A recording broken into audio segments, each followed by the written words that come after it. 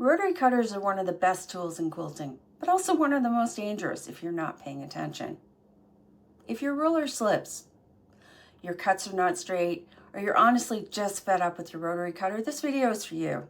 Hi, I'm Linda and I've been quilting for over 20 years. Today I'm going to walk you through rotary cutting safety, how to hold the rotary cutter properly, which size to use, and how to avoid doing something that sends you to the doctor.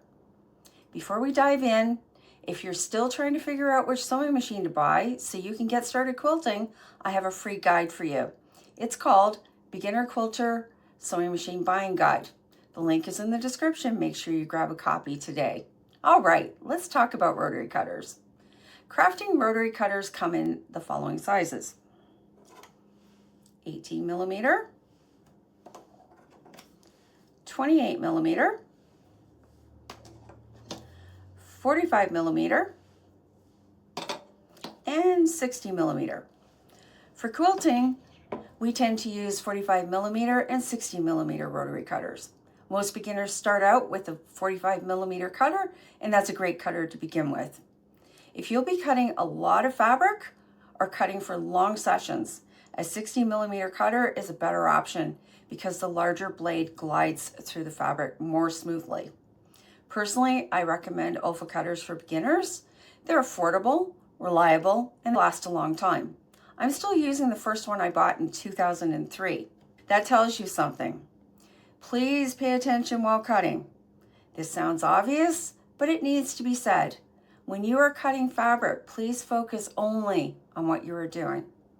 It is very easy to roll off the edge of your ruler onto your hand, and it happens fast. So when you are cutting, that is all you're doing. No multitasking, please. Cover your blade every time. I know this feels like an extra step, but please cover your blade when you put your cutter down. I once had an open rotary cutter fall off my table, and it came very close to landing on the top of my foot. That was enough for me. It takes only 1 second to close it, so just do it.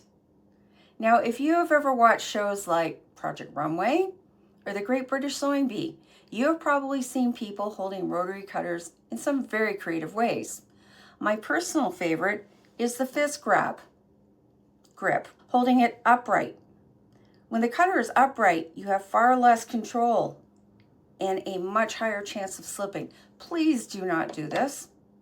You want your hand wrapped fully around the cutter, and the cutter should be parallel to your cutting mat. This gives you control. If you have to go over the same area more than once, your blade is getting dull. A sharp blade will cut cleanly in one pass. I have used Olfa blades for years and they work well. However, I recently tried LDH Scissors blades and it was like night and day. The difference is their blades are made of carbon steel, which is very strong. I put an LDH blade in this cutter last August, and it is still going strong after cutting multiple quilts with it. No matter which brand of cutter you use, make sure you change dull blades, and please dispose of them safely. Do not toss them into a garbage bag. Check with your local recycling center because some will take used blades. Rotary cutters are essential tools in quilting.